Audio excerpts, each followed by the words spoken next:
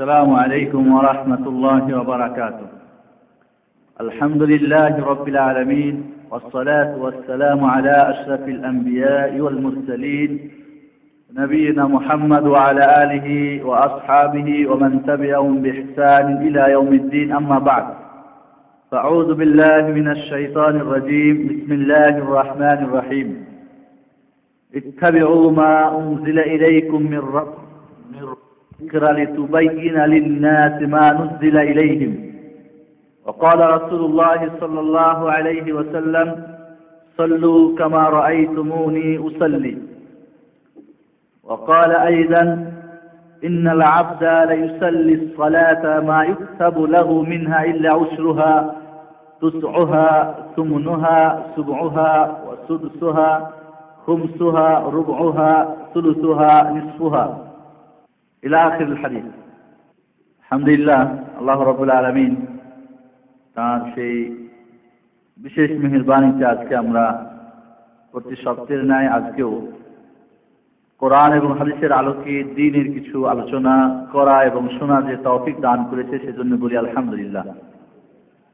সালাত বা নামাজ বিষয়ে আমাদের ধারাবাহিক যে আলোচনা চলতেছে, আজকে আমাদের যে আলোচনা সেটা হচ্ছে নামাজ বা সালাত সহিহ হওয়ার শর্তগুলি আমরা জেনেছি। এরপরে আমরা দ্বিতীয় পর্বে যেটা আমরা শুরু করেছি সেটা হলো যে নামাজ কবুল হওয়ার শর্তগুলি কি, বা নামাজ পড়ে যে ফায়দা, এই ফায়দাগুলি আমরা কেন পাই না। এর মানে নামাজ কবুল হয় না।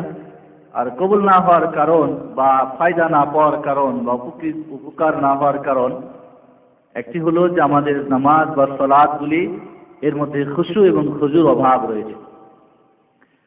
এর আগের সপ্তাহে আমরা বা এর পূর্বের আলোচনায় আমরা খুশু এবং খুজু এর অর্থ কি, এর প্রয়োজনীয়তা কি, এর গুরুত্ব কি এবং কিভাবে বা কি করলে আমরা সত্যিকারে নামাজের মধ্যে, সালাতের মধ্যে খুশু এবং খুজু করে আমরা সত্যিকারে একটা জিন্দা এবং সঠিক নামাজ পড়তে পারি।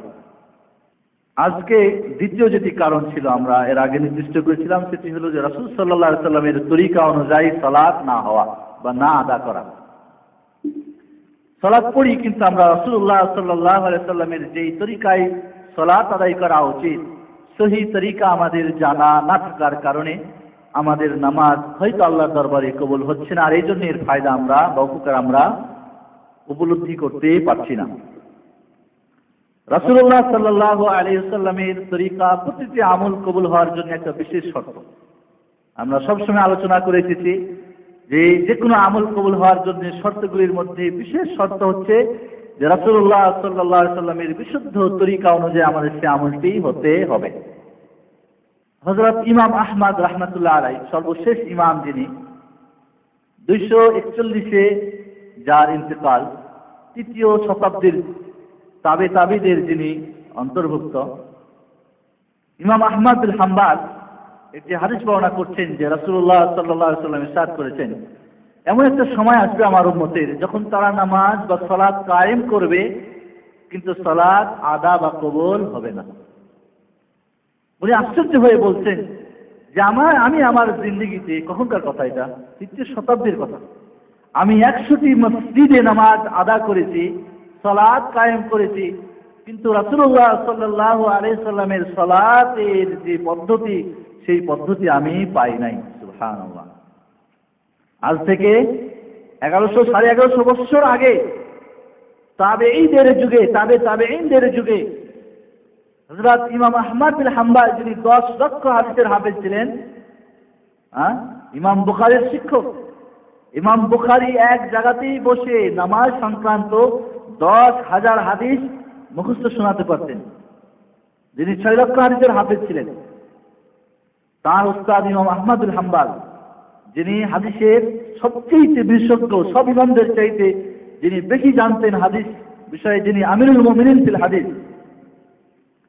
তিনি বলছেন যে রাসূল সাল্লাল্লাহু আলাইহি সাল্লামের হাদিস উল্লেখ করে যেমন একটি সময় আসবে যে মানুষ নামাজ বা সালাত কায়েম করবে কিন্তু তাদের সালাত হবে না।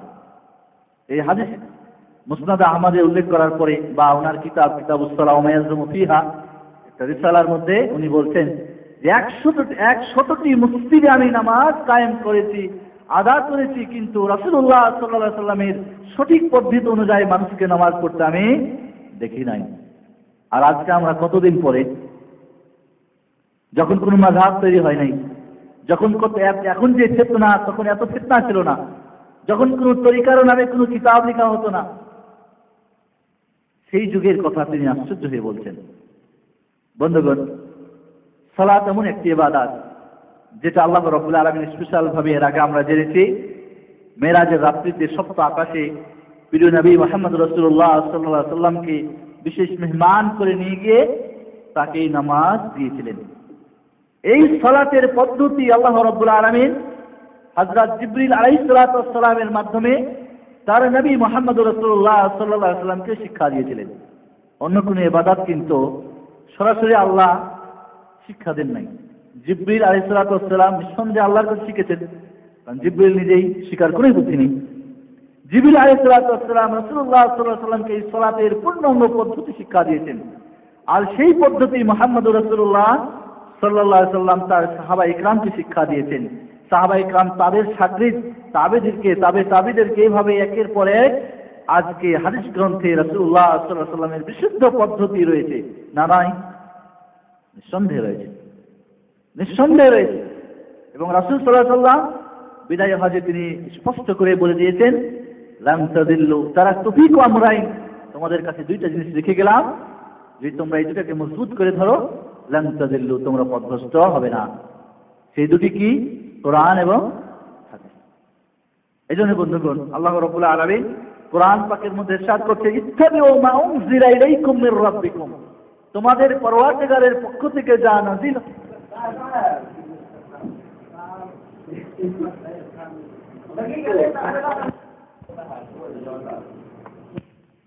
তাদের তরিকা মানো না।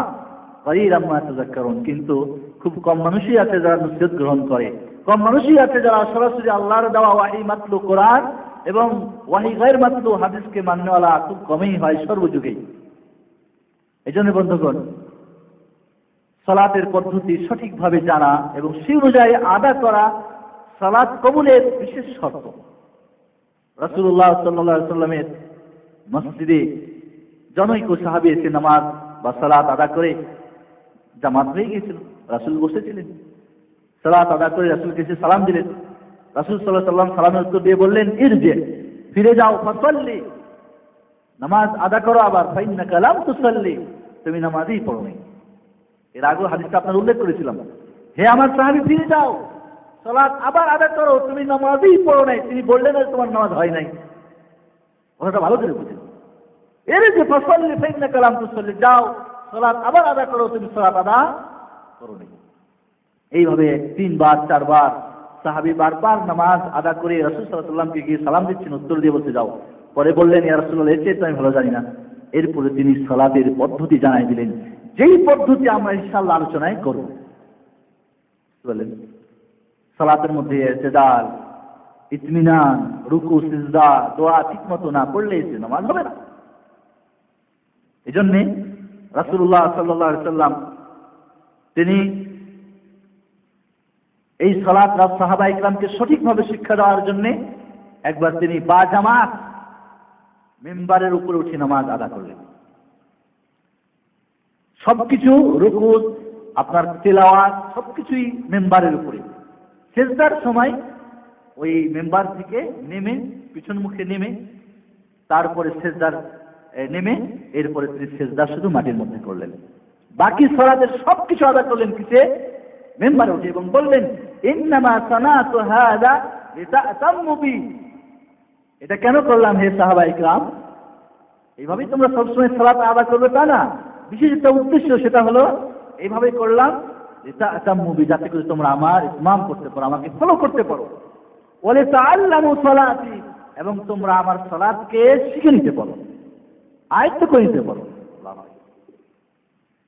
রাসূলুল্লাহ সাল্লাল্লাহু আলাইহি ওয়াসাল্লাম অন্য হাদিসে বলছেন, বুখারী শরীফে, সাল্লু কামা রাআইতুমুনি উসাল্লি, হে সাহাবায়ে কেরাম বা হে আমার উম্মত, আমি রাসূল যেভাবে সালাত আদা করি, কায়েম করি, হুবহু ওইভাবে তোমরা সালাত আদা করো, কায়েম করো। তো নিঃসন্দেহে সালাত রাসূল সাল্লাল্লাহু আলাইহি ওয়াসাল্লামের সঠিক পদ্ধতিতে আদা করা অত্যন্ত আমাদের জরুরি।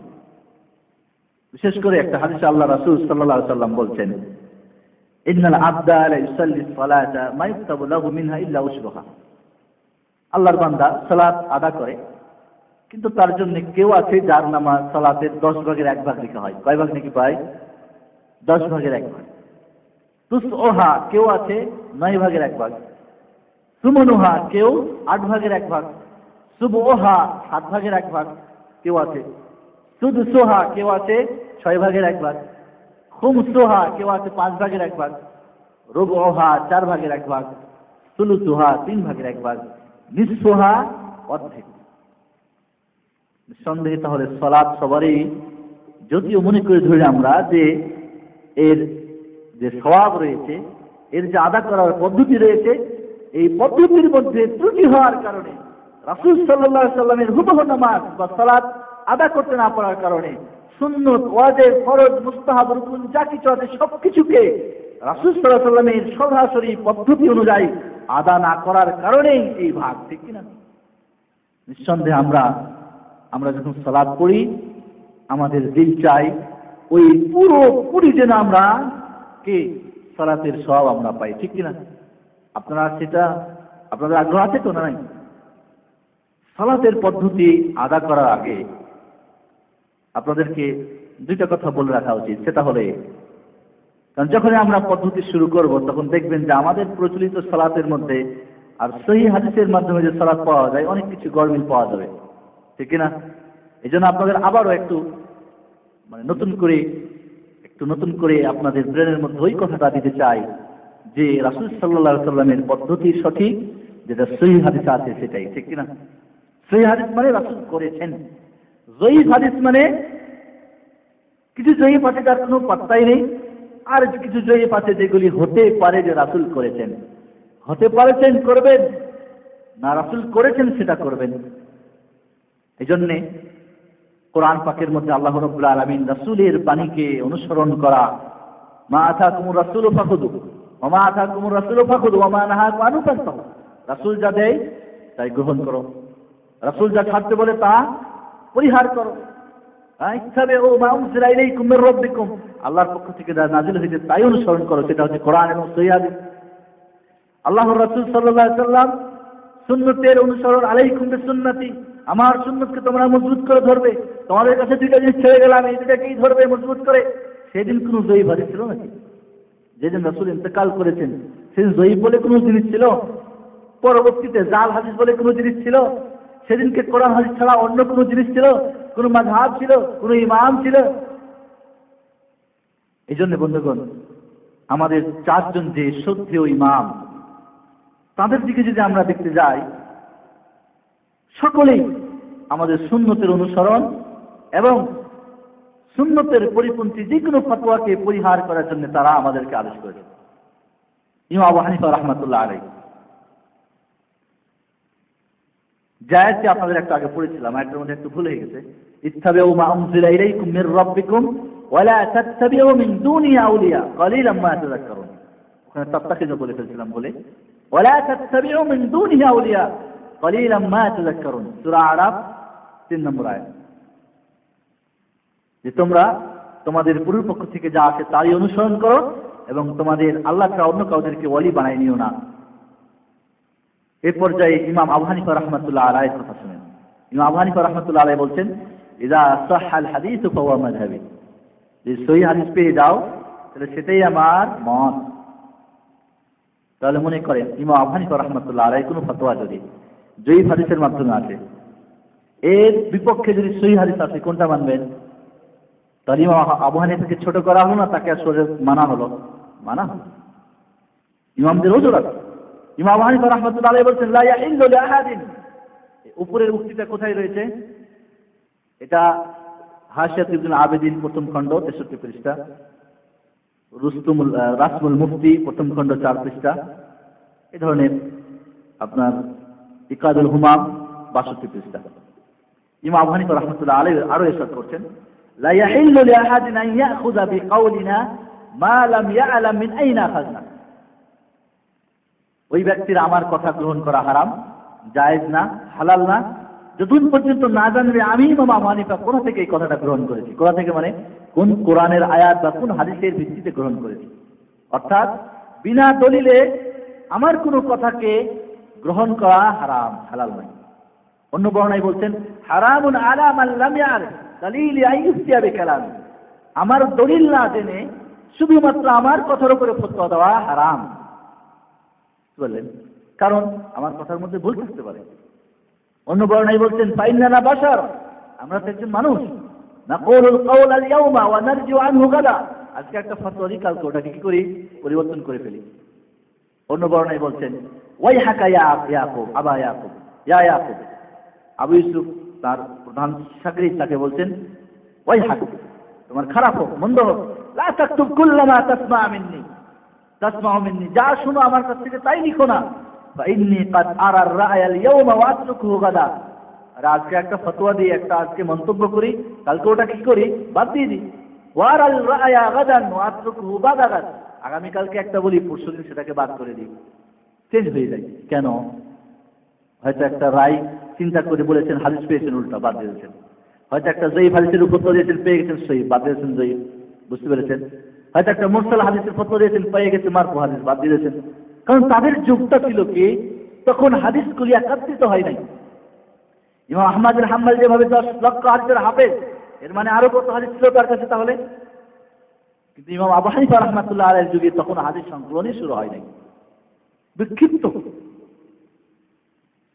এই জন্য বন্ধুগণ ইমাম আবু হানিফা রাহমাতুল্লাহ আলাইহি অন্য জায়গায় বলছেন ইযা কুলতু কাওলান ইউখালিফু কিতাবাল্লাহি তাআলা ওয়া খাবরা রাসূল সাল্লাল্লাহু আলাইহি ওয়াসাল্লাম ফাতরুকু কাওলি, আমি যদি কোনো কথা বলে যাই, হে আমার ছাত্রীরা, হে আমার অনুসারীরা, শুনে রাখো, সেই কথাটা যদি আল্লাহর এবং রাসূলের হাদিস এবং কোরআনের বিরোধী হয়, উল্টো হয়, ফাতরুকু কাওলি, তাহলে আমার কথাকে তোমরা ছেড়ে দাও। কোন একজন ইমাম বলতে পারেন যে আমার কথা মানি আর কোরআন হাদিস বাদ দিও? বলতে পারে? এই ধরনের মানুষ ইমাম হতে পারে? কখনোই না। এই জন্য স্পষ্ট কথা ইমাম আবু হানিফা রাহমাতুল্লাহ আলাইহি, একইভাবে ইমাম মালিক রাহমাতুল্লাহ আলাইহি বলছেন ইন্নামা আনা বাশারুন উখতি ওয়া উসিব, আমি একজন মানুষ, ভুল করি ঠিকও করি। ফানজুরু ফি রা'ই, আমার মতামতগুলিকে দেখো তোমরা। ফাকুল্লু মা ওয়াফাকাল কিতাব ওয়াস সুন্নাহ ফাখুযু, যেই মতগুলি আমার কোরআন হাদিস মুওয়াফিক হয় সেটাকে গ্রহণ করো। কুল্লু মা লাম ইউওয়াফিকিল কিতাব ওয়াস সুন্নাহ ফাতরুকু, যেটা কোরআন হাদিসের সঙ্গে মিল হয় না সেটাকে ত্যাগ করো। কত স্পষ্ট কথা। লাইসা আহাদুন বা'দা নবী সাল্লাল্লাহু আলাইহি ওয়াসাল্লাম ইল্লা ওয়া ইউখাযু মিন কওলিহি ওয়া ইউতরাক ইল্লা নবী সাল্লাল্লাহু আলাইহি ওয়াসাল্লাম, রাসূল সাল্লাল্লাহু আলাইহি ওয়াসাল্লাম ব্যতিরেকে প্রতিটি মানুষের কথা গ্রহণ করাও যায়, ত্যাগ করাও যায়। অর্থাৎ গ্রহণ করা যাবে যদি মিল হয় কোরআন হাদিসের সঙ্গে, আর যদি মিল না হয় তাকে ছেড়ে দিতে হবে। ইবনে ওয়াহাব বলছেন ইমাম মালিক রাহমাতুল্লাহ আলাইহি ফতোয়া দিতেন যে পায়ের আঙ্গুলি আছে না, এর খিলাল করা দরকার নেই। যখন খিলাল করার প্রয়োজন নেই এই ফতোয়া তিনি দিতেন। তো লোকজন যখন চলে গেল তখন তাকে আমি একাই জিজ্ঞেস করলাম, হে ইমাম মালিক, লোকজনের সামনে বললেন না, দেখেন আদব, সবার সামনে বললে ইমাম এর মধ্যেই পড়ে যাবেন। জিজ্ঞেস করলেন লোকজনের সামনে যে কি, বললো যে না, আমি খিলাল করা এটা নাই, দলিল নেই, বা এটা যায় মানে এটা প্রয়োজন নেই। লোকজন যখন চলে গেল ইবনে ওয়াহাব বলছেন ফাকুলতু লাহু ইনদানা ফি যালিকা সুন্নাহ, হে ইমাম মালিক, খিলাল করতে হবে পায়ের আঙ্গুলি আমার কাছে সুন্নাত আছে, দলিল আছে রাসূলের। ফাকালা ওয়া মা হিয়া, বললেন ইমাম বলছেন কাকে? ইবনে ওয়াহাবকে, মালিক।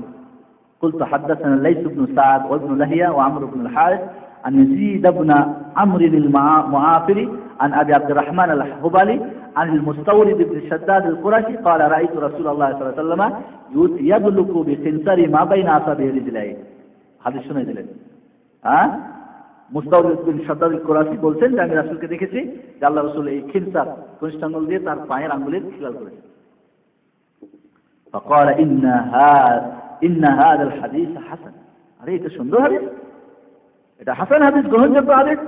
ওমা সামি'তু বিহি কাত্তু ইল্লা সা, এই মুহূর্তে শুনে, এর আগে আমি কোনদিন হাদিস শুনি নাই। সুম্মা সামি'তুহু বা'দা যালিকা ইউসআল ফায়া'মুরু বিতাখলিলিল আসাবি।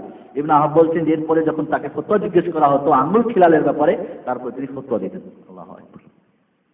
বুঝতে পারলেন? এই ছিল ইমামদের। ইমাম শাফিঈ রাহমাতুল্লাহ আলাইহি তিনি একইভাবে বলছেন আজমা আল মুসলিমুনা আলা আন্না মান ইসতাবালা লাহু সুন্নাহ আন রাসূলিল্লাহ সাল্লাল্লাহু আলাইহি ওয়াসাল্লাম লাম ইয়াহিল্লু লাহু আন ইয়াদাআ লিকাউলি আহাদ। সকলেই মুসলমানরা একমত, ইজমা হয়েছে, যে ব্যক্তি রাসূলের কোন সহিহ সুন্নাত পেয়ে যাবে, ওই সুন্নতকে আমল করা তার উপরে ওয়াজিব হয়ে যাবে। কোন ব্যক্তির কথার কারণে সেই সুন্নতকে ছাড়া তার জন্য হালাল হবে না। বুঝতে পারছেন? ঠিক এইভাবে ইমাম ওইভাবে বলছেন যা সাহলাই মাযহাবি, ইমাম আবু হানিফা রাহমাতুল্লাহ আলাইহির মতই কাল বলছেন, কি বলছেন? সেই হাদিস বলে সেটা আমার মাযহাব। যে কোনো মাসালা এইভাবে ইমাম, আমরা মানে কিছু কিছু বলতেছি, অনেক কথাই আছে তাদের। ইমাম আহমদ বিন হাম্বল ঠিক একইভাবে বলছেন, কি বলছেন? লা তুকাল্লিদুনি লা তুকাল্লিদনি ওয়ালা তুকাল্লিদ মালিকান ওয়ালা শাফি ওয়ালা আল-আউজাই ওয়ালা সাউরি ওয়া খুয মিন হাইসু আখাযু। আমার তাকলিদ করো না, ইমাম আহমদ বিন হাম্বল বলছেন। ইমাম মালিকের তাকলিদ করো না। তাকলিদ মানে বিনা দলিলে কাউরি কথা গ্রহণ করা, দলিল ভিত্তিক গ্রহণ করো। ইমাম শাফির তাকলিদ করো না, ইমাম আউজাইর তাকলিদ করো না, ইমাম সাউরির তাকলিদ করো না। যেখান থেকে তারা গ্রহণ করেছে ওখান থেকেই তোমরা গ্রহণ করো। কোথা থেকে গ্রহণ করেছেন? কোরআন এবং হাদিস থেকে। ঠিক এইভাবে অন্য জায়গায় বলছেন রায়ুল আউজাই ওয়া রায়ু মালিক ওয়া রায়ু আবি হানিফা কুল্লুহু রায়। ইমাম আউজাইর যেটা মতামত সেটা মত, ইমাম মালিকের মত একটা মত, ইমাম আবু হানিফার একটা মত, সবগুলি মত। ওয়া হুয়া ইনদি সাওয়া, সবগুলি আমার কাছে সমান। ওয়া ইন্নামাল হুজ্জাতু ফিল আসার, হুজ্জাত বা দলিল কিসে? আসার মানে হাদিসে।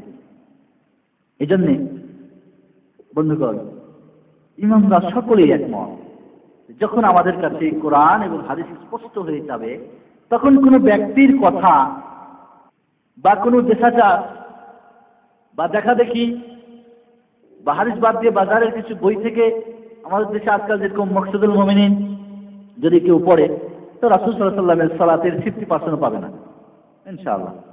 এইভাবে আরো যে সমস্ত বাজারের অনেক নামাজ শিক্ষা রয়েছে, যে নামাজ শিক্ষাগুলি পড়লে রাসূল সাল্লাল্লাহু আলাইহি ওয়াসাল্লামের সত্যিকারের সহি তরিকা যেটা, সেটা পাওয়া বড় কঠিন হয়ে যাবে। এজন্যে আমরা সালাতের সঠিক পদ্ধতি বর্ণনা করার আগে বলবো এই কথা, যে আমরা সকলে যদি একমত হয়ে যাই মানসিকভাবে, যে আল্লাহ এবং রাসূলের সহি হাদিস মোতাবেক যেটা আমরা পাবো ওটা আমরা আমল করব, বা সেটাই সঠিক। একজন যদি আমল করতে নাও পারে, মানসিকভাবে কমপক্ষে প্রস্তুত থাকা উচিত যে এটা সঠিক। নিজে যদি আমল নাও করে, কেউ যদি করে, তাকে ঘৃণা না করা উচিত। আসুন তাহলে আমরা সংক্ষিপ্তভাবে এবার, কারণ বিস্তারিত আলোচনা করলে সালাতের যদি 10,000 হাদিস এক জায়গায় বসে একজন ইমাম বলতে পারেন, তাহলে কতদিন লাগবে আমাদের। এজন্য আমাদের সংক্ষিপ্ত আমরা আলোচনা করব যে সালাত, রাসূল সাল্লাল্লাহু আলাইহি ওয়াসাল্লামের সালাত কিভাবে তিনি আদা করতেন। প্রথমে আসি আমরা যে এর আগে আমরা উজুর বর্ণনা বা উজুর সঠিক পদ্ধতি আমরা সংক্ষিপ্তভাবে জেনেছি, যে উজুর সালাত সহিহ হওয়ার একটা শর্ত। সালাত সহিহ হওয়ার সমস্ত শর্তগুলি ঠিক করার পরে আমরা এবার কিবলামুখী হয়ে যখন দাঁড়াবো, তো কিবলামুখী হয়ে দাঁড়াবার সময় সুতরার প্রয়োজন হয়, এবং কিবলামুখী হওয়াটা ফরজ সালাতে ওয়াজিব। অবশ্যই আপনাকে কিবলামুখী হতে হবে। সুন্নত বা নফল সালাতে কিবলামুখী হতে হবে। যদি আপনি সফরে থাকেন, কোনো সওয়ারির উপরে থাকেন, তাহলে দুই রকম রাসূল সাল্লাল্লাহু আলাইহি ওয়াসাল্লাম থেকে হাদিস এসেছে। এক হাদিসে আছে যে আল্লাহ রাসূল সাল্লাল্লাহু আলাইহি ওয়াসাল্লাম তিনি ওই গাধা বা যার উটের পিঠে চড়তেন, সেটাকে কিবলামুখী করতেন, করে নামাজ শুরু করার পরে এরপরে যেদিকে যাওয়ার ওদিকেই যেতেন। যখন ফরজ নামাজ পড়ার প্রয়োজন হতো তখন নেমে গিয়ে কিবলামুখী হয়ে পড়তেন। যুদ্ধের সালাত যদি হয়, যুদ্ধ অবস্থায় মুজাহিদের এই সালাতের কোনো দিক নাই, যখন যেদিকে হবে মানে সুযোগ হবে তখন সেইভাবেই পড়বে। এই হলো কেবলা সামনে করা। কেউ যদি ভুলে কেবলা যদি কোন দিকে বুঝতে পারে না, তাহলে চেষ্টা করবে কোন দিকে কেবলা। চেষ্টা করার পরে যদি সালাত পড়ার সময় শুরু করে দিয়েছে, এরপরে খেয়াল হচ্ছে যে না কেবলা এদিকে না এদিক, বা কেউ বলে দিল, তাহলে ঘুরে যাবে সাথে সাথে, নামাজ ফাঁসের হয়ে যাবে না। নামাজ শেষ হওয়ার পরে যদি জানতে পারে কেবলা অন্যদিকে করে সালাত আদা করেছে, তাহলে আর ফিরে নামাজ পড়ার দরকার নেই। এইভাবে সাহাবা ইকরামদের হয়েছে। কেবলামুখীর সময় আমাদের যদি সূত্রা সামনে না থাকে, সূত্রা বলতে কিছু একটা সামনে দেওয়া, ওয়াল হতে পারে, একটা চেয়ার হতে পারে, বা একটা পশু, আল্লাহ রাসূল সাল্লাল্লাহু আলাইহি ওয়াসাল্লাম গাধাকে সামনে করে মানে আড়াআড়ি রেখে তাকে সামনে করে নামাজ পড়েছেন। হয়তো অনেক সময় বর্ষা বা বল্লমের সফরের সময় সামনে পুঁতে দিয়েছেন বা গেড়ে দিয়েছেন। মা আয়েশা রাদিয়াল্লাহু তাআলা আনহা রাসূলের সামনে শুয়ে থাকতেন, পিছনে থেকে নামাজ পড়তেন, বা যে কোনো সালাতে কিবলা সামনে করে আপনার সুতরা দেওয়া ওয়াজিব। 1 ফিট বরাবর উঁচু কেমন কিছু, বা আরেকজনের পিছনে। আর এটা যখন আপনি একাকী সালাত করবেন, ইমামের পিছনে যখন আপনি সালাত আদা করবেন, তখন ইমাম মুক্তাদিদের কি সুতরা, ইমামের সামনে সুতরা থাকবে। এই জন্য মুক্তাদির সামনে দিয়ে যদি প্রয়োজনে কেউ যাতায়াত করে নামাজ পড়তে হবে না, কারণ আপনার সুতরাকে ইমাম।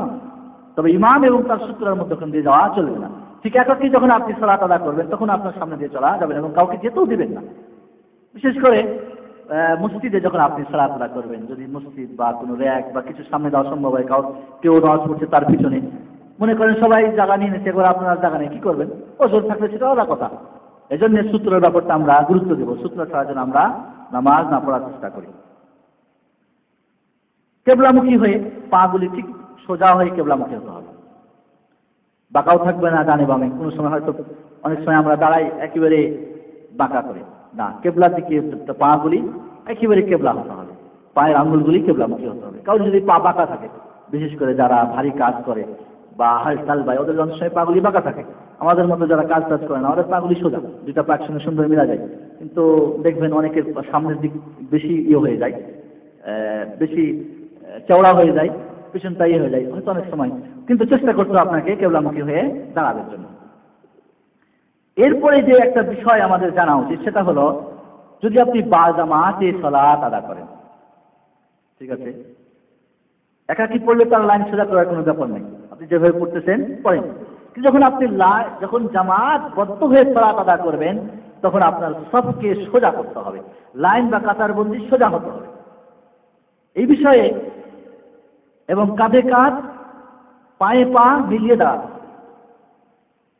যখন আপনি লাইনে দাঁড়াবেন সোজা হতে হবে, কাঁধে কাঁধ মিলতে হবে এবং পায়ে পা একে অপরের সঙ্গে পায়ে মিলতে হবে। এই পর্যায়ে রাসূলুল্লাহ সাল্লাল্লাহু আলাইহি ওয়াসাল্লাম থেকে হাদিস নোমান বিন বাশির বর্ণনা করছেন, কানা রাসূলুল্লাহ সাল্লাল্লাহু আলাইহি ওয়াসাল্লাম ইসাউই সুফুফানা, রাসূল সাল্লাল্লাহু আলাইহি আমাদের লাইন কি করতেন? সোজা করতেন। ভালো করে শুনেন, কান্নামা ইসাউই বিহাল কিদা, যেন তিনি ওই তীরের লাঠি, তীরের পিছনের লাঠিটা খুব সোজা হতে হয় না, ঠিক ওইভাবে যেন নিখুঁত ভাবে এটাকে সোজা করতেন। হাত্তা রা আন্না কাদ আকালনা আনহু, যখন তিনি ভাবলেন যে আমরা বুঝে ফেলেছি এবার লাইন সোজার ব্যাপারটা খুব জরুরি। সুম্মা খারাজা ইয়াওমান, একদিন আল্লাহর রাসূল বের হলেন সালাত আদা করার জন্য। ফাকামা হাত্তা কাদা ইউকাব্বির, আল্লাহু আকবার এবার শুরু করবেন। ফারা রাজুলান বাদিয়ান সাদরুহু মিনাস সাফ, হঠাৎ করে দেখলেন একটা মানুষের বুকটা লাইন থেকে একটু সামনে আগিয়ে আছে। রাসূল, সাহাবী বলছেন নোমান বিন বাশির, রাসূল বুঝতেন যে আমরা মনে হয় লাইনের ব্যাপারটা বুঝিয়ে ফেলেছি, কিন্তু বের হয়ে তাকবীর দিবেন এমন মুহূর্তে দেখলেন একজন মানুষের, কারণ আল্লাহ রাসূল ডানে বামে দেখতেন, আজকাল তো আমাদের একাবাদ শেষ না হতে আল্লাহু আকবার ইমামরা বলে ফেলেন, দেখলেন একজনের সিনাটা সামনে আগিয়ে আছে। ফাকালা ইবাদাল্লাহ, হে আল্লাহর বান্দারা, লা তুসাউন্না সুফুফাকুম, তোমরা তোমাদের লাইন সোজা করবে। আও লা ইউখালিফুন্নাল্লাহ বাইনা উজুহিকুম, আর মানে আল্লাহ তোমাদের চেহারা বা তোমাদের চেহারার মধ্যে কি করবেন? তোমাদের কি মুখতালিফ করে দিবে, বিভিন্ন ভাবে করে দিবে। অন্য হাদিসে আছে তোমাদের অন্তরের মধ্যে কি হবে? মহব্বত এক থাকবে না, এক একজন এক এক রকম জানে। এজন্য আবু মাসউদ আনসারী সাহাবী বলতেন যে ফাআনতুমুল ইয়াওমা আশাদ্দু ইখতিলাফান, আজকে তোমরা আপোষের মধ্যে কেন এত মতনৈক্য? তোমরা নামাজে যখন দাঁড়াও তোমাদের লাইন সোজা করো। ইমাম হযরত উমর ফারুক রাদিয়াল্লাহু তাআলা আনহুর যুগে বাকায়দা মানুষ নির্দিষ্ট করা ছিল, তাদের চাকরি এটা, সালাতের সময় লাইন সোজা হলো কিনা, কাঁধে কাঁধ মিলল কিনা, পায়ে পা লাগলো কিনা, এরপরে গিয়ে যখন বলতেন যাহা কমপ্লিট, তারপরে হযরত উমর ফারুক রাদিয়াল্লাহু তাআলা আনহু তাকবীর দিয়ে নামাজ শুরু করতেন। রাহমাতুল্লাহ আলাইহি হাদিসটা বর্ণনা করেছেন, যেখানে নোমান বিন বাশির বা ইমাম বুখারীও তালিক ভাবে নিয়ে এসেছেন। ইমাম এই সাহাবী বলছেন যে রাআইতুর রাজুলা ইউলজিকু কা'বাহু বিকা'বি সাহিবিহি ওয়া রুকবাতাহু বিরুকবাতিহি ওয়া মানকিবাহু বিমানকিবিহি। নোমান বিন বাশির বলছেন যে এরপরে আমরা দেখতাম আমাদের সবাই কি করতেন, একে অপরের কাঁধে কাঁধ পায়ে পা সুন্দর করে একে অপরে মিলাই দিতেন। হযরত আনাস রাদিয়াল্লাহু তাআলা আনহু বলছেন, রাসূলুল্লাহ সাল্লাল্লাহু আলাইহি ওয়াসাল্লাম বলছেন উকিমাতিস সালাত, নামাজের ইকামত হয়ে গেছে।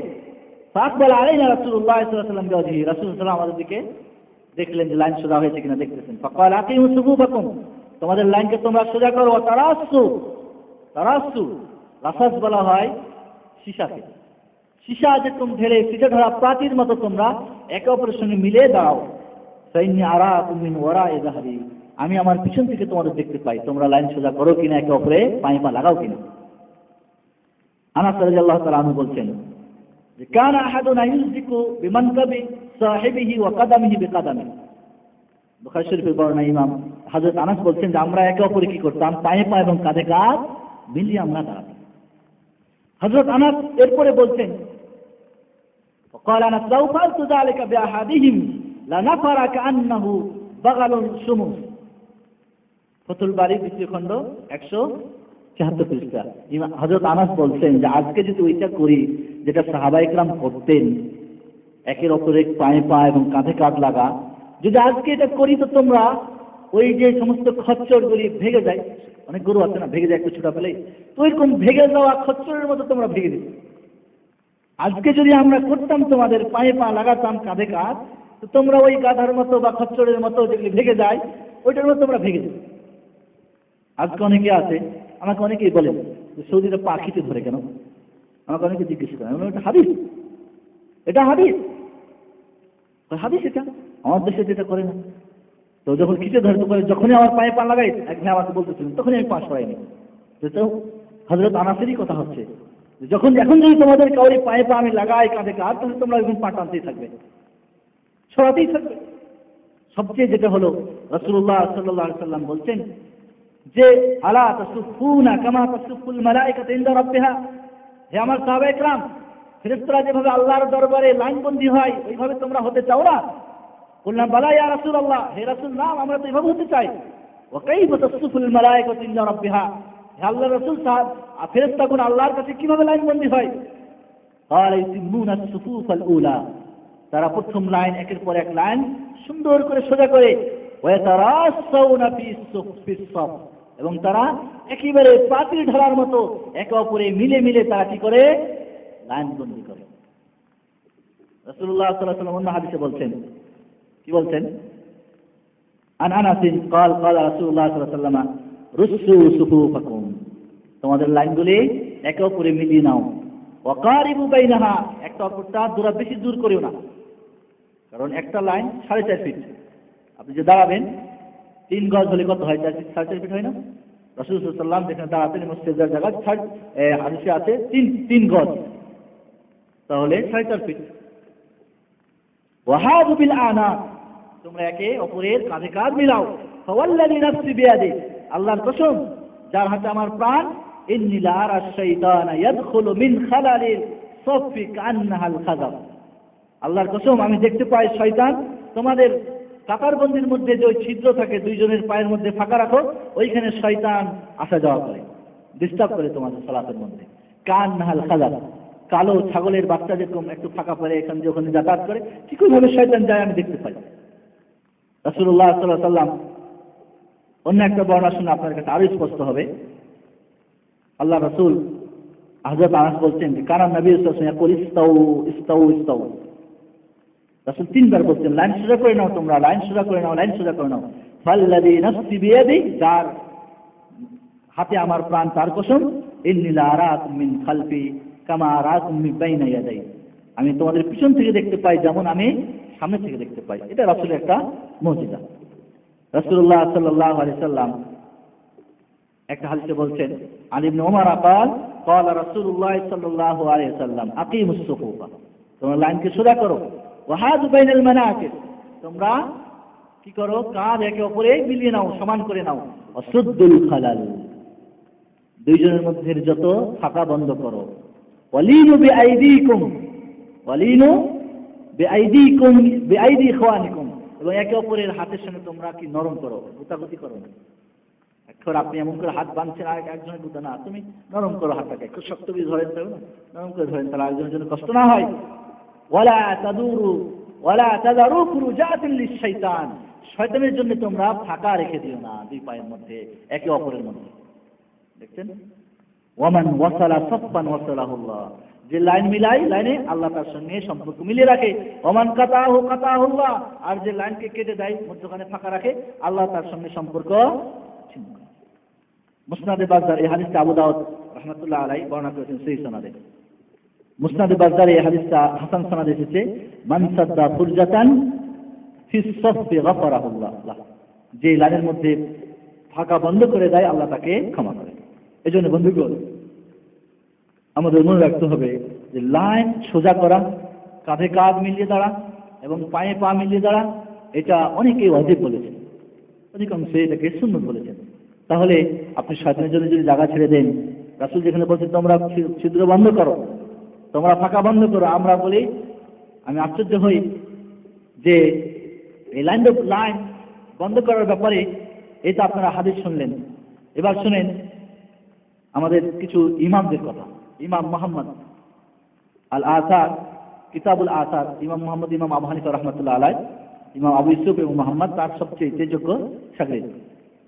ইমাম মুহাম্মদ তার কিতাবুল আসারে বলছেন, বাব ইকামাতিস সুফুফ, লাইন সোজা করার অধ্যায়, প্রথম খণ্ড 192 পৃষ্ঠা, হায়দ্রাবাদের ছাপা। কি বলছেন? আন ইব্রাহিম আন্নাহু কানা ইয়াকুলু সাওউ সুফুফাকুম ওয়া সাওউ মানাকিবাকুম তারাসু আও লা তারাসু ওয়া লা ইয়াখতিলান্নাকুমুশ শাইতান। ইব্রাহিম নাখী, যে ইমাম আবু হানিফার শিক্ষক ছিলেন, বলছেন, তিনি বলতেন, কি বলতেন? তোমরা লাইন সোজা করো, আপোষে তোমরা কি করো, একে অপরের কাঁধে কাঁধ সোজা করে নাও, তারাসু, এবং মধ্যখানে কোনো ছিদ্র ছাড়াই, তোমরা ফাঁকা ছাড়াই লাইন বন্দি করো, আর না হয় তোমাদের শয়তান সেখান থেকে কি করবে, তোমাদের মধ্যে খালাল দেবে, তোমাদের মধ্যে ছিন্ন ভিন্ন করবে, এখান থেকে যাতায়াত করবে। কালা মুহাম্মদ, ইমাম আবু হানিফার শাগির্দ বলছেন মুহাম্মদ, ওয়া বিহি নাআখুযু, এটাই আমরা গ্রহণ করি, অর্থাৎ লাইন সোজা করতে হয়, মধ্যখানে কোনো ফাঁকা রাখা চলবে না। লা ইয়ানবাগি আন ইউতরাকা সাফফু ওয়া ফিহিল খালাল, লাইনের মধ্যে ফাঁকা রেখে লাইন ছাড়া চলবে না, এটা উচিত নয়। হাত্তা ইসাউ, যতক্ষণ পর্যন্ত সোজা না হবে। ওয়া হুয়া কাউলু আবি হানিফা রাহমাতুল্লাহ আলাইহি, আর এটাই হচ্ছে ইমাম আবু হানিফার কথা। ইমাম আবু হানিফার কথা তাহলে কি লাইনে ফাঁকা রাখা চলবে না। ঠিক এইভাবে বাহরুর রায়েক, আলমগিরি এবং দুরুল মুখতার, এগুলি হানাফি মাযহাবের কিতাব, এগুলিতে বলছে ইয়ানবাগি লিল মা'মুমিন আন ইয়াতারাসাউ, যারা মুক্তাদি তাদের উচিত কি আপোষের মধ্যে কোনো যেন ফাঁকা না রাখে, একে অপরে মিলিয়ে নেয়। ওয়া ইয়াসুদ্দুল খালাল, ছিদ্র বা ফাঁকা যেন বন্ধ করে, ফিস সুফুফ, লাইনের মধ্যে। ওয়াল ইসাউ মানাকিবাহুম, এবং তাদের কাঁধগুলি যেন বরাবর হয়, একে অপরে লেগে থাকে। ওয়ায়ানবাগি লিল ইমাম, এবং ইমামের উচিত হলো আন ইয়া'মুরাহুম বিযালিক, ইমাম যেন তাদেরকে অর্ডার করে লাইন সোজা করা এবং পায়ে পা কাঁধ মিলতে। আমাদের দেশের ইমামরা দেখবেন লাইন সোজা করতে বলে, কিন্তু কাঁধে কাঁধ পায়ে পা মিলাতে বলে না। হাদিসের এক অংশ পালন করে, আর এক অংশ পালন করে না। কেন? পরে শুনেন। ওয়া ইয়াকিফু ওয়াসাতাহুম, এবং ইমাম কি করবেন, মধ্যখানে যেন দাঁড়াবেন। মধ্যখানে দাঁড়াবে একটা হাদিস এসেছে, হাদিসটা দুর্বল, কিন্তু দাঁড়াতে হবে, এটাই হলো ফাতোয়া। তাতারে খানিয়ার বলতেছেন যে এটাই এইভাবে দাঁড়াতে হবে। ফাতোয়া শামী, প্রথম খণ্ড 595 পৃষ্ঠা। এরপরে আমরা আশ্চর্য হই যখন আমরা হাদিস পেলাম, যখন আমরা ইমামদের কথা পাচ্ছি। ইমাম আবু হানিফা বা ইমাম হানাফি মাযহাবের কথা এই জন্য উল্লেখ করলাম যে অন্য ইমামরা সকলেই একমত, পায়ে পা লাগাতে হবে, কাঁধে কাঁধ লাগাতে হবে। শুধু হানাফি মাযহাবের কিছু ফতোয়া আছে, যেরকম আপনাদের একটা ফতোয়া শোনাই। হাদিসগুলি সব বর্ণনা করার পরে বলতেছেন, তাফহিমুল বুখারীতে একজন ভালো আলেম, আমি নাম বলছি না, বলতেছেন, এরপরে বলতেছেন, ইহা भी यही मसला है कि दो आदमी के दरमियान 4 आंगुलियों का फर्क होना चाहिए। সবকিছু বলার পরে বলছে এটাও ফতোয়া আছে যে 2 জনের মধ্যে 4 আঙ্গুল ফাঁকা রাখতে হবে। কার ফতোয়া এটা? হাদিসগুলি বর্ণনা করার পরে বলছেন যে হ্যাঁ, লাইনের মধ্যে সবকিছু ঠিক। এরপর বলছে এটাও ফতোয়া আছে। কি ফতোয়া আছে? যে 2 জনের মধ্যে 4 আঙ্গুল ফাঁকা রাখতে হবে। কোথা থেকে আসছে এটা? এই জন্য প্রথমে আপনাদের বলছিলাম যে আমরা যদি ইমামদের দিকেও ফিরে যাই, আমরা যদি সত্যিকারে যেগুলি কোরআন হাদিস আছে ফাকিহদের, এই জন্যে যতগুলি মাযহাব আছে, মাযহাবের যারা মুহাক্কিক উলামা, তাদের মধ্যে কোনো পার্থক্য নেই, সবাই কোরআন এবং হাদিসের সঠিক মতটাকেই পেশ করেছেন। কিন্তু তারপরে যারা, যেরকম একটু পরে আমাদের আসবে, একটু পরে আমাদের অনেক আরো আসবে, যেরকম হাত বাঁধার ব্যাপারটা, তখন আমরা দেখব যে দেখবেন এক এক মাযহাব এক এক ফতোয়া দিয়েছে, কিন্তু সকল ইমামদের সকল মুহাক্কিক উলামারা বলছেন যে না, সহি কোনটা সেটাই তারা ফতোয়া দিয়েছে। তাহলে সংক্ষিপ্ত আমরা এটাই জানলাম যে বন্ধুগণ, আজকে আমাদের মসজিদগুলিতে যদি আমরা প্রবেশ করি জামাতের সময়, কেউ দুই চার আঙুল আগে আছে, কেউ পিছিয়ে আছে, লাইন বাঁকা হয়ে গেছে। আজকাল যদি এই সেজদা আমাদের এই সৌদি আরবের ওই লাইন দাঁড়াবের জায়গা না হতো, আমাদের দেশে দড়ি বেঁধে থাকা না হতো, তাহলে কোথায় যে যেত লাইন তার কোনো পাত্তাই থাকতো না। আর সবচেয়ে যেটা বড়, আল্লাহ রাসূল সাল্লাল্লাহু আলাইহি ওয়াসাল্লাম বলছেন যে তোমরা লাইন সোজা করার নাই, তোমাদের অন্তরের মধ্যে একে অপরের কি হবে, ইখতিলাফ হবে, তোমাদের কি হবে, মত পার্থক্য হয়ে যাবে। আজকে কত মত, সালাত কায়েম করে একই ইমামের পিছনে একাকের নামাজ এক এক রকম, ওটা তো থাকলো, এককের মত এক এক রকম, বাইরে হয়েছে এক একজন এক একটা ধরে আছে, আছে কিনা? এই জন্য সবচেয়ে যেটা বড় ক্ষতি যে আমাদের দেখেন দিলের মধ্যে, আমাদের আপোষের মধ্যে এই সম্পর্ক কত দুর্বল হয়েছে। হইতে পারে এই যে লাইন বন্ধি আমরা ঠিক মতো করি না। রাসূল সাল্লাল্লাহু আলাইহি ওয়াসাল্লামের যেহেতু বাণী লা তুসাওয়ান্না সুহুফাকুম, হয় তোমরা লাইন সোজা করবে, আও লা ইখালিফান্নাল্লাহু বাইনা কুলুবিকুম, অথবা আল্লাহ রাব্বুল আলামিন তোমাদের কলবের মধ্যে, অন্তরের মধ্যে বিভেদ সৃষ্টি করে দেবে, আপোষের সম্পর্ক একটা হবে না। এই জন্য বন্ধুগণ, লাইন বন্ধি আমাদের লাইন সোজা করতে হবে। জামাতে নামাজ পড়তে হলে কাঁধে কাঁধ পায়ে পা, এবং একে অপরের জন্য কষ্ট না দেন, নরম হয়ে আপনাকে লাইনবন্দি হতে হবে। মজার ব্যাপার হলো লাইনে যে ফাঁক রাখতে হবে, ওই যে 4 আঙ্গুল ফাঁকার কথা যে বললেন, হ্যাঁ, বাপসের মধ্যে অনেক সময় আমরা বলি যে মানে একজন ব্যক্তি দাঁড়াবে, তার মধ্যে 4 আঙ্গুল ফাঁকা রাখবে, এটাও বলে না? দাঁড়াবে কেমনে? 2 পায়ের মধ্যে 4 আঙ্গুল ফাঁকা রেখে। এর দলিল কোথায়? এর কোনো দলিল নেই। বরং আপনার আরেক ভাইয়ের সঙ্গে কাঁধে কাঁধ পায়ে পা মিলতে যেটুক যার প্রয়োজন ততটুকু। একজন মোটা তো তার বেশি দরকার হবে, একজন চিকন তো তার পাতলা তার জায়গা কম দরকার হবে, ঠিক কিনা? ঠিক কিনা? এইভাবে স্বাভাবিকভাবে যার যত সিনা চওড়া অতটুকুর সঙ্গে পার একটা মাপ আছে, ঠিক ওইভাবে আপনার ডানে এবং বামে 2 ভাইয়ের সঙ্গে কাঁধে কাঁধ পা মিলাইতে যতটুকু আপনার পার ফাঁকা প্রয়োজন অতটুকুই করতে হবে, বেশিও করা যাবে না, কমও করা যাবে না। 4 আঙ্গুলের হাদিস কোথা থেকে আসলো? এর ফতোয়া কোথা থেকে আসলো? যেমন 2 জনের ফাঁকে 2 জনের মধ্যে 4 আঙ্গুল ফাঁকা রাখতে হবে, এরও দলিল নেই। আবার নিজের ওই 2 পায়ের মধ্যে 4 আঙ্গুল ফাঁকা রাখতে হবে, এরও দলিল নেই। 2 পায়ের মধ্যে 4 আঙ্গুল যদি ফাঁকা রাখেন তাহলে অন্যের পায়ের সঙ্গে পা আপনার মিলবে না, মিলবে? কখনোই মিলবে না। তাহলে আমাদের এখানে কাম্য উদ্দেশ্য হচ্ছে আমাদের লাইন বন্দী হয়ে দাঁড়া, এর মধ্যে মহব্বত সৃষ্টি হবে, এর মধ্যে শয়তানের জন্য জায়গা থাকবে না। এজন্য বন্ধুগণ, আসুন আমরা এই সহিহ হাদিসগুলির আমল করার জন্য চেষ্টা করি। বিশেষ করে আপনাদের কাছে আমার একটা অনুরোধ থাকবে, কেউ যদি আমল করতে ভালো না লাগে, বুঝতে অসুবিধা থাকে, যে আমল করবে তাকে ঘৃণা করবেন না, বুঝতে পারলেন?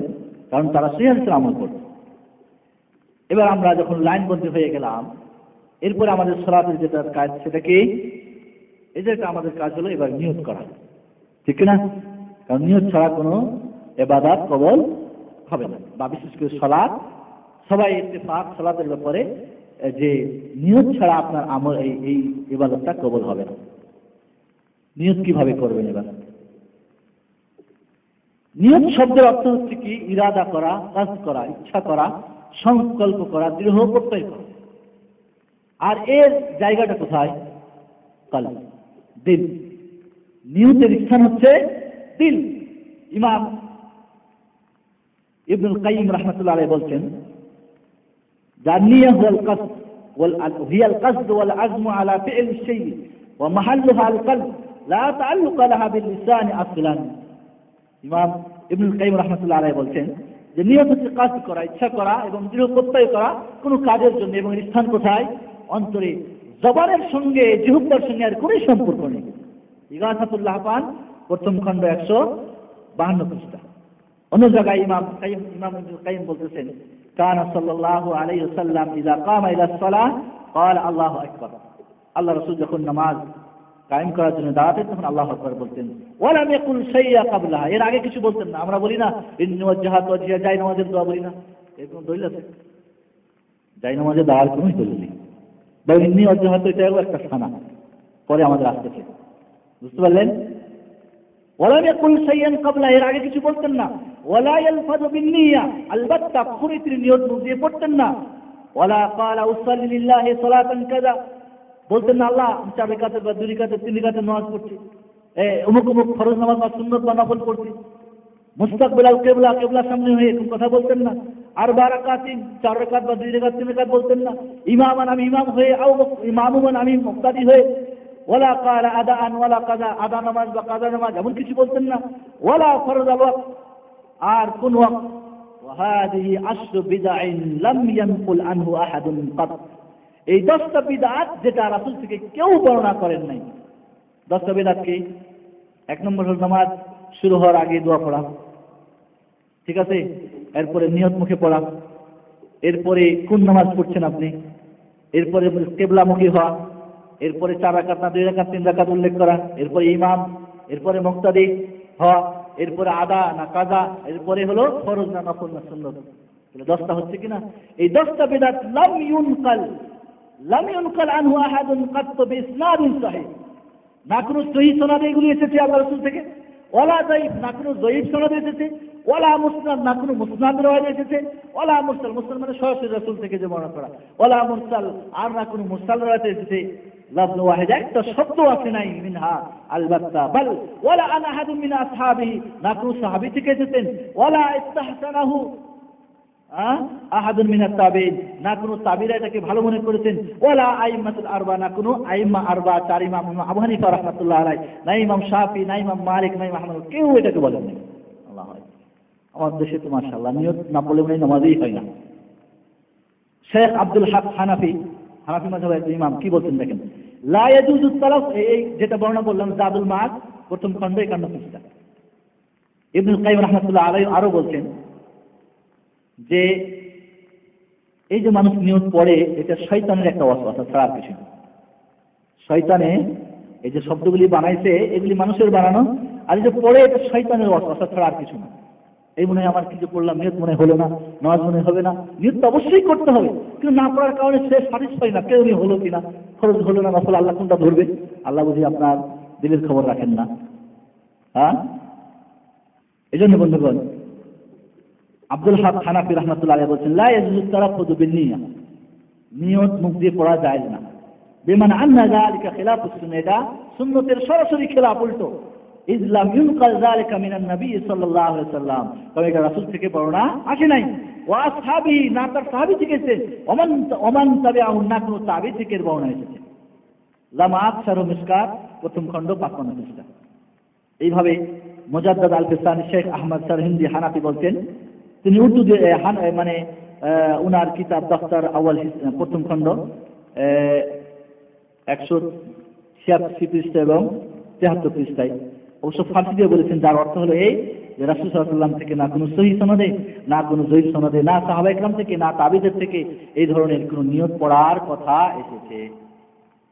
এভাবে ইবনে তাইমিয়া রাহমাতুল্লাহ আলাইহি বলছেন, ওয়ালাউ মাকাসা আদম উমরা নূহিন আলাইহিস সালাতু ওয়াস সালাম ইফাত্তিশু, কেউ যদি হযরত নূহ আলাইহিস সালাতু ওয়াস সালামের বয়স পেয়ে এই দুনিয়ায় কি করে অবস্থান করে, কত বছর বেঁচেছিলেন?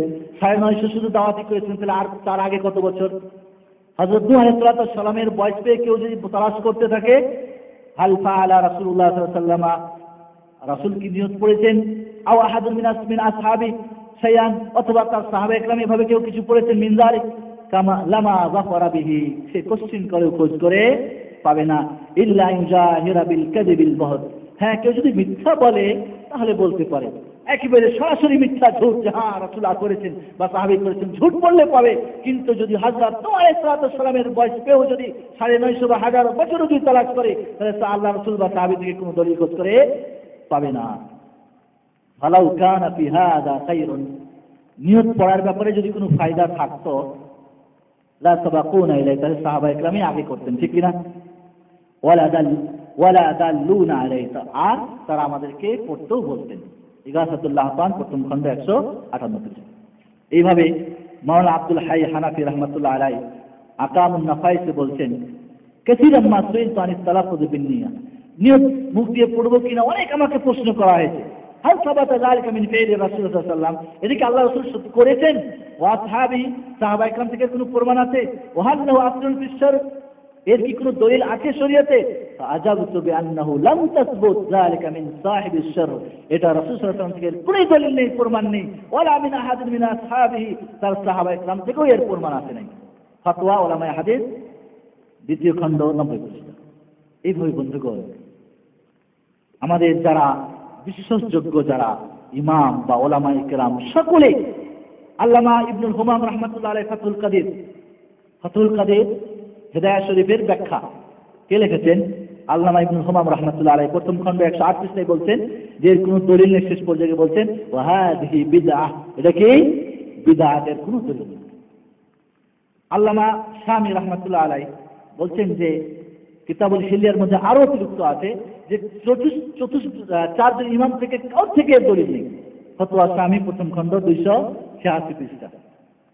এই জন্য বন্ধুগণ হানাফি মাযহাবের যারা প্রত্যেকটা কথাকে দলিল তালাশ বেশি করে করেছেন,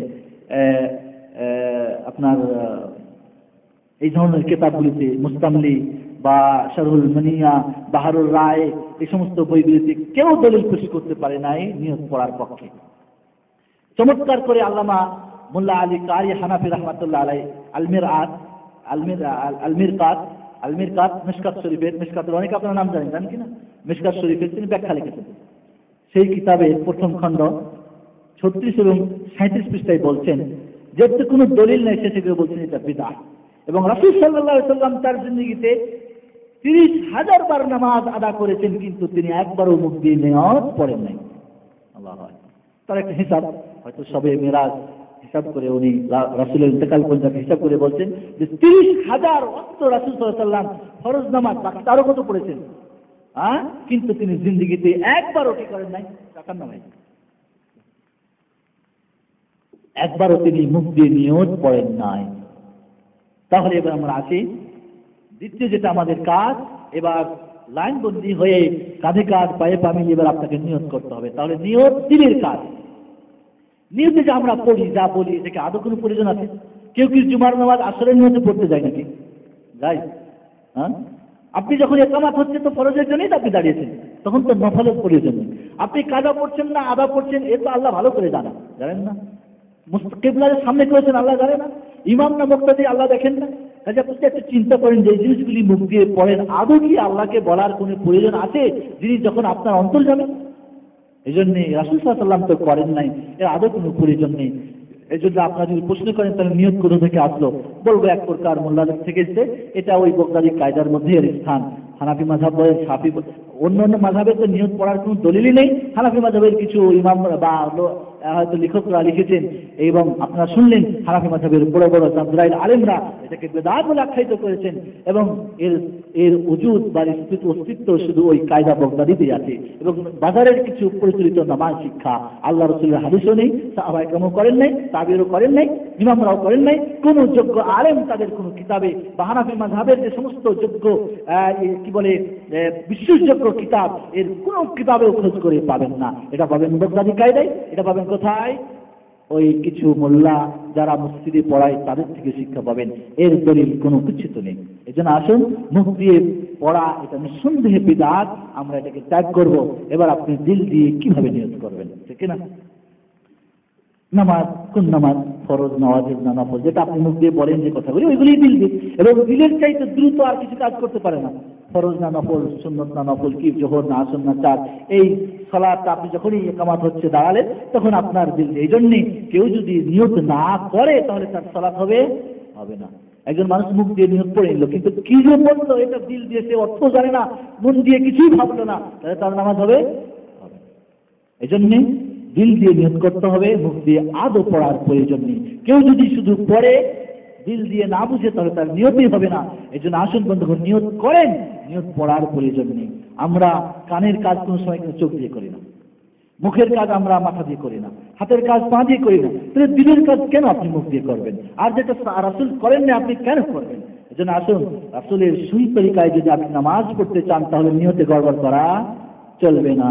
রাসূলের দেওয়া তরিকায় আপনাকে নিয়ত করতে হবে। রাসূল 30,000, আল্লামা মোল্লা আলী কারি হানাফির যদি হিসাবে আমরা মেনে নিই 30,000 একবারও তিনি নিয়ত পড়লেন না, তাহলে আপনি কেন পড়বেন? কেন আপনি শুরুতেই রাসূলের বিপরীত করে আপনি আপনার সালাতকে রাসূলের তরিকার উল্টা তরিকা করে কেন সেটাকে গায়র কবুল করার জন্য চেষ্টা করবেন? এই জন্য আসুন, নিয়ত মুখে পড়া ছেড়ে নিয়ত আমরা দিল দিয়ে করার চেষ্টা করি। অনেকে দেখি ওই যে আল্লামা ইবনে কাইয়িমের কথা, যেটা ইবলিস শয়তানের ওয়াসওয়াসা, একবার করছে আবার হাত ছেড়ে দিল, আবার দেখবেন অনেকে আছেন হয়তো ভুলে গেছে, জোহরের জায়গায় আসর বলে দিয়েছে, মাগরিব জোহর এসা বলে দিয়েছে, তাই না কিভাবে করে। অনেক আমি দেখছি একাধিকবার নিয়ত পড়ে পারে এবং দেখবেন এক ওদিকে তাকবীরে তাহরিমা শেষ হয়ে গেল, দোয়া ইস্তেফতাহ শেষ হয়ে গেছে, সূরা ফাতিহা শুরু করে দিয়েছে, তারপরেও নিয়ত নিয়ে ব্যস্ত আছে। এগুলো নিঃসন্দেহে শয়তানের ওয়াসওয়াসা ছাড়া আর কি হতে পারে।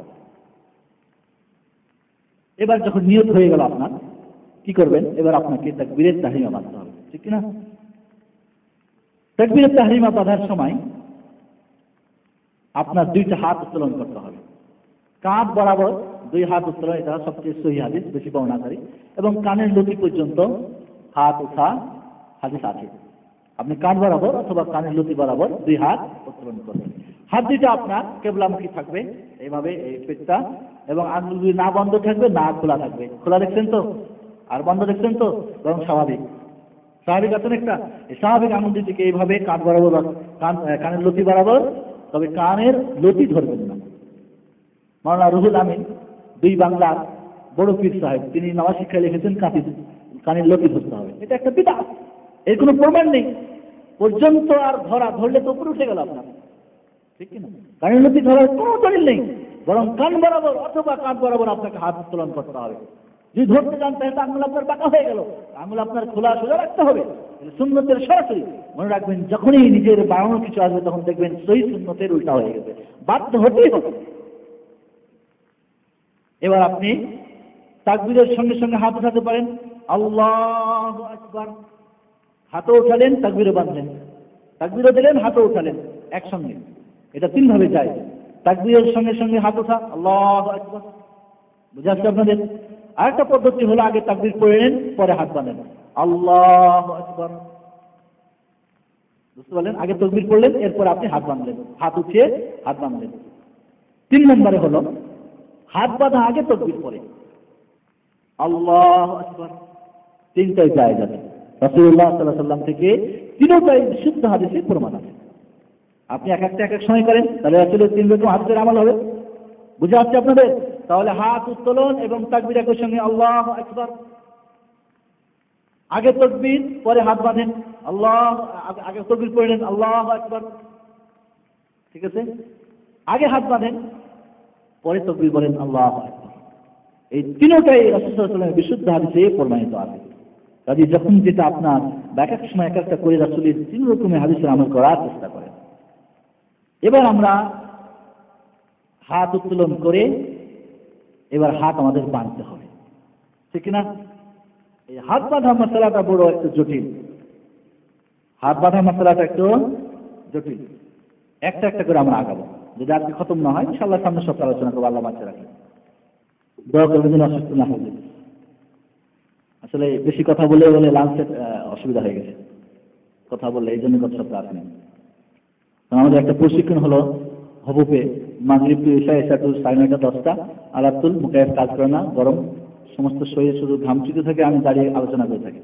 এই কষ্ট হয়ে একটু অসুবিধা হয়ে গেছে, দোয়া করবেন ইনশাআল্লাহ আল্লাহ ভালো লাগবে। হাত কোথায় বাঁধবেন? হাদিসের ভাষায় বা হাদিস যেগুলি এসেছে 3 প্রকার। একটা হলো নাভির নিচে, একটা হলো নাভির উপরে, আর একটা হলো বুকের উপরে। একটা হলো নাভির নিচে, একটা হলো নাভির উপরে, আর একটা হলো বুকের উপরে। হাত কিভাবে বাঁধবেন সেটা পরে, হাত কোথায় রাখবেন আগে সে জানা, ঠিক আছে? হাত বাঁধারও পদ্ধতি আছে আবার। কেউ বুক নিয়ে নিয়েছেন, আমি কারোর নাম বলছি না, কোনো মাঝাবে হয়তো কেউ হয়তো বুক নিয়ে নিয়েছেন, কেউ বুকের নিচে, তার নাভির উপরে, কেউ নাভির নিচে, আর তার তো থাকলো না কোথায়।